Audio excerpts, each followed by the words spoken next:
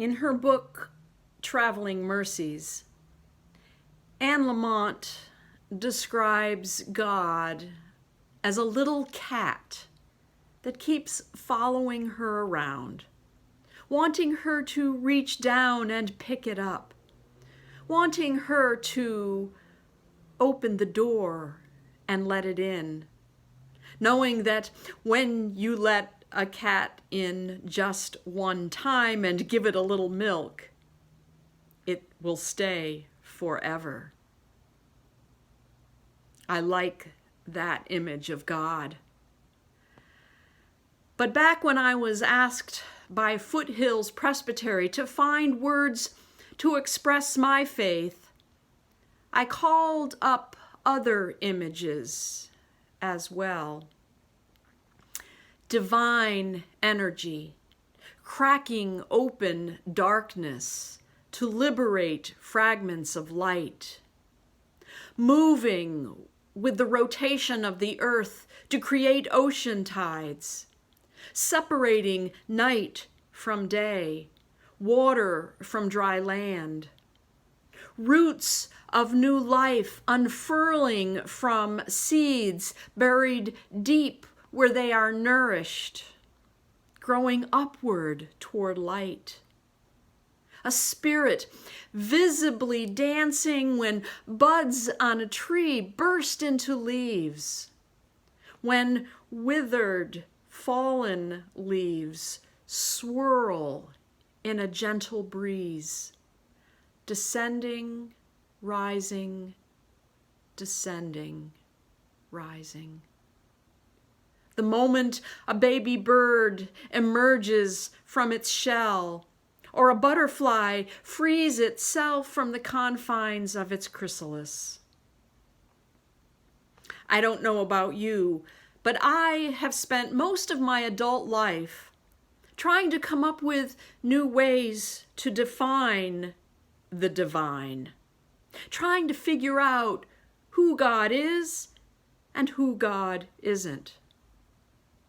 For me, some of that certainly has to do with the fact that I am commissioned to stand before you week after week, offering you words about God.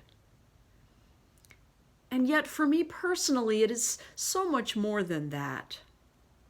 Perhaps my struggle to apprehend the divine, to wrestle with it, has to do with figuring out who I am and how I am to be faithful. If I can get a better grip on who God is, then I will begin to know how to be in relationship with God. I think that's what Moses is trying to do, trying to apprehend the divine. In our reading from Exodus, we find him out in the wilderness, in a barren and bleak landscape, where he has taken refuge after killing an Egyptian who was beating a Hebrew slave. Moses has run for his life, and he ends up in a wasteland, shepherding a flock of sheep. We are told that this is where God finds him and speaks to him from that burning bush. God calls Moses to take on a daunting task. After hearing God out, or looking into God's flames, Moses poses two questions. Who am I? And who are you? Certainly a man listening to and speaking back to a burning bush might question just about everything, starting with his own sanity. Moses apparently wants to respond to this call and believes that if he can comprehend who God is and why he himself is the one being called, he just might have a shot at success. Moses also understands that the people of his polytheistic world will want to know which divinity is offering to release them from bondage. So Moses says, if I come to the Israelites and say to them, the God of your ancestors has sent me to you, and they ask, what is his name?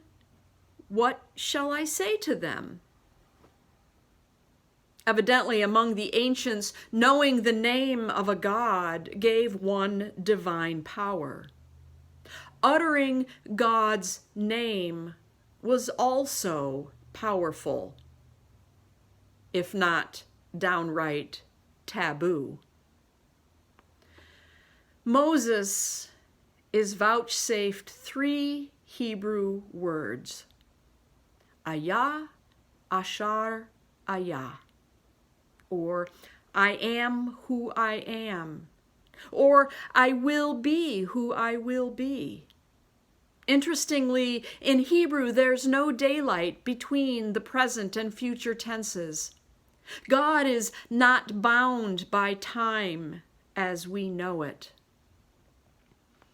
From this, Moses determines that this God has no one name that excludes all others, that God will not be contained or boxed or narrowly defined in any human way. Yahweh will not be bridled. Yahweh is not a genie in a lamp who will produce on demand. Yahweh is elusive, signing with a name that is no name at all. This God is a field, not a fixed point. God is neither here nor there, but everywhere.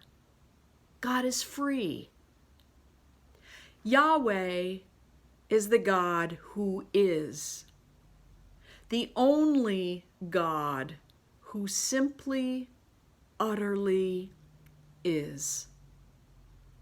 According to early Greek translators, God is being itself, a force that creates or brings into being. God is indeed a verb, an action verb. Teacher and writer Erwin Keller reminds us that biblical Hebrew does not have what we think of as a present or future tense. It has moods, and this phrase is in the imperfect mood, meaning it's something in process, unfolding, incomplete. And that is one of the beautiful things about Ayah. I am as I am. I will be what I will be. Or maybe I am becoming what I am. More and more over time, I become what I am. The questions asked and answered in these moments between God and Moses are, I think, critical to our understanding of faith. When Moses asks, "Who am I to do this?" God's answer is, "I will be with you." Of course, the next logical question is, who are you? The answer, Ayah, Ashar, Ayah. Or I will be who I will be, and I will be with you. Not only is God unwilling to settle for a name or a tense of a verb, God goes farther. Neither time nor place can define or restrict God's being, God's becoming. God and Moses are not even separate or separable. Later on in chapter 33, it would seem that Moses finally gets it. Once again, God says to him, "My presence will go with you." And Moses' response reflects an epiphany on his part. Is it not in your going with us that we are distinct, I and your people, from all other peoples on the face of the earth? The abiding presence of the divine distinguishes God's and our identity. The name the prophet Isaiah gives to the child of Israel's hope is Emmanuel, God with us. In Matthew, it is Jesus who restates the question. It is Emmanuel himself, the I am, the God with us, who asks Peter, "Who do you say that I am?" Peter answers not with a name, but with a title. "You are the Messiah," upon which Jesus sternly orders all the disciples to secrecy. What is that about? Perhaps Jesus too does not want to be boxed in, to be defined by the preconceived notions of the term Messiah. Then Jesus reveals to his followers what's ahead for him, his impending suffering and death. But Peter's limited, outdated, predetermined ideas about what the Messiah is do not allow for suffering and death. He protests, "God forbid this should ever happen." Jesus' response to this is both harsh and, on the surface, inexplicable. "Get behind me, Satan." If God chooses to suffer and die as a human being, no one shall intervene. It would seem that clinging to any preconceived canonical definitions of God and God's Messiah put one in league with the devil, or with ignorance and delusion. God will not, cannot be defined by human descriptors. God is beyond our purview. It would seem also that the message in these texts is that the answers we seek or think we have already answered are in themselves limited or limiting. Perennially, we bark up the wrong trees.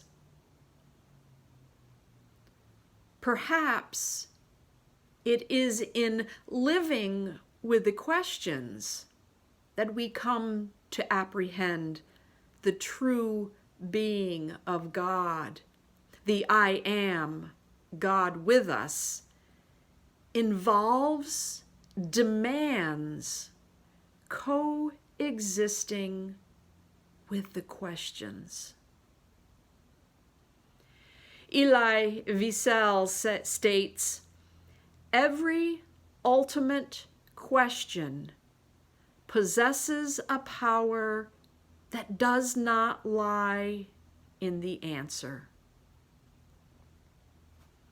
I wonder if the real power of the divine lies not in the answer, but in the question itself.